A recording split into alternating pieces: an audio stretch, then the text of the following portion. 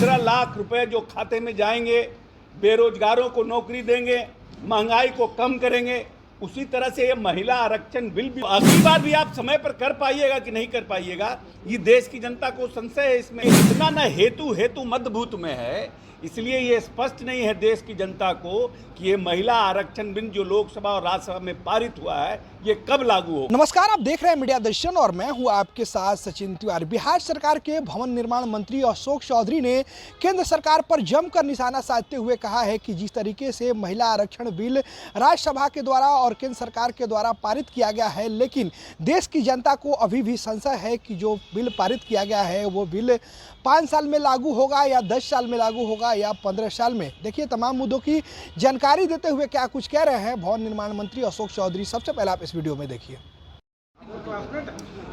ऐसा है कि दो बात है, वुमेन रिजर्वेशन बिल पास तो हुआ लोकसभा और राज्यसभा से, दोनों से, लेकिन इसका अनुपालन कब होगा इसकी स्पष्टता नहीं है, क्योंकि इसमें कहा गया है कि इसको पहले हम जनगणना कराएंगे। अब 2011 का जो जनगणना था उसको इन लोगों ने टेबल नहीं किया। जो समय पर पिछले बार 2 साल पहले जो जनगणना होना था वो जनगणना नहीं कराया गया। तो भविष्य में जब जनगणना होगी और उसके बाद परिसीमन होगा और उसके बाद ये महिला बिल को लागू कराया जाएगा, तो ये इतना न हेतु मध्यभूत में है, इसलिए ये स्पष्ट नहीं है देश की जनता को कि ये महिला आरक्षण बिल जो लोकसभा और राज्यसभा में पारित हुआ है ये कब लागू होगा। 5 साल में लागू होगा, 10 साल में लागू होगा या 15 साल में लागू होगा।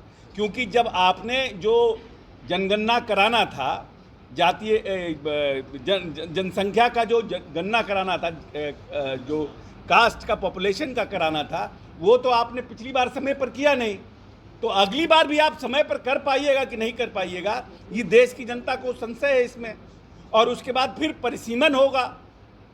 आपने जो पार्लियामेंट बनाया है उसकी संख्या को आपने बढ़ा दिया है, तो आप क्या करिएगा?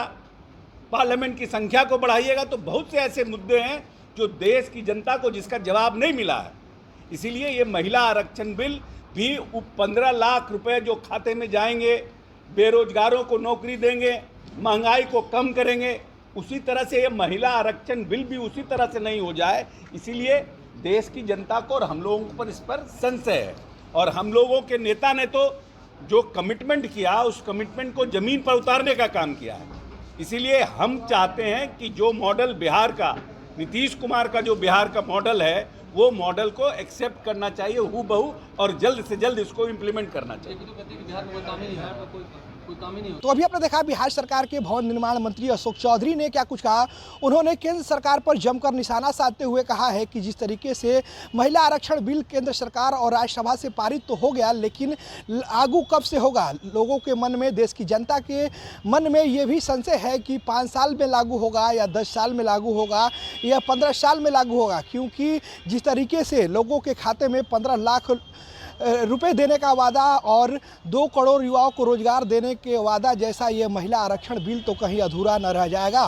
धन्यवाद। ऐसी तमाम खबरों को जुड़े रहे हमारे साथ। प्लीज़ हमारे चैनल को लाइक, सब्सक्राइब एंड शेयर जरूर करें।